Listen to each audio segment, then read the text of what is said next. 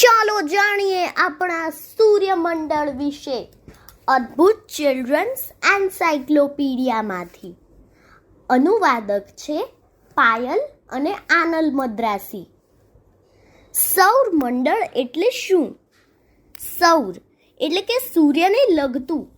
સૌરમંડળ એટલે સૂર્ય ફરતે આકાશમાં ઘૂમતા ચળકતા પિંડો.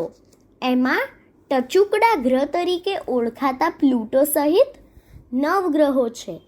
એમાં ઉપગ્રહો, ધૂમકેતુ, એસ્ટ્રોઇડ્સ અને નાના મોટા અવકાશી ટુકડાઓનો પણ સમાવેશ થાય છે. સૌરનો અંગ્રેજી શબ્દ સોલર મૂળ લેટિન નામ સોલ પરથી આવ્યો છે.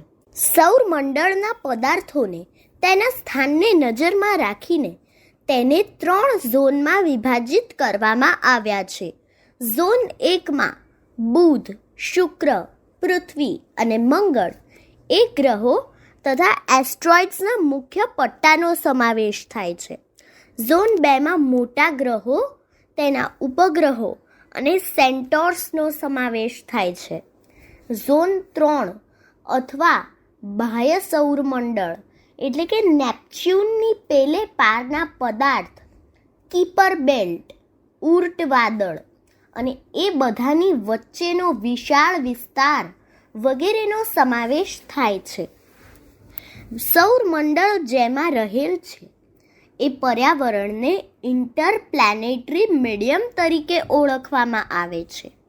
પૂછો અને જાણો કે આપણા સૌરમંડળમાંથી શું શું જોઈ શકાય છે?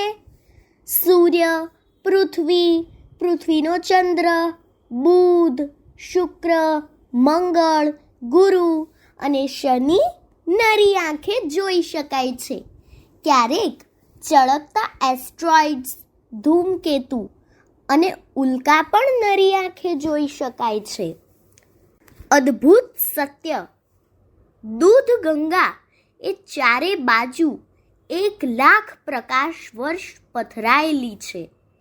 પલ્સર્સ એ ઝીણા તારાઓનું જૂથ છે અને તે નિયમિત રેડિયો સિગ્નલ્સ મોકલે છે.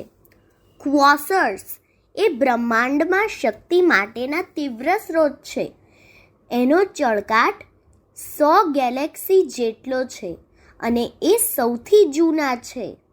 તો આ જાણીને આપણે આટલું યાદ રાખીએ કે સૌરમંડળ દૂધ ગંગાના કેન્દ્ર આસપાસ દર 250 મિલિયન વર્ષે એક ભ્રમણ પૂરું કરે છે.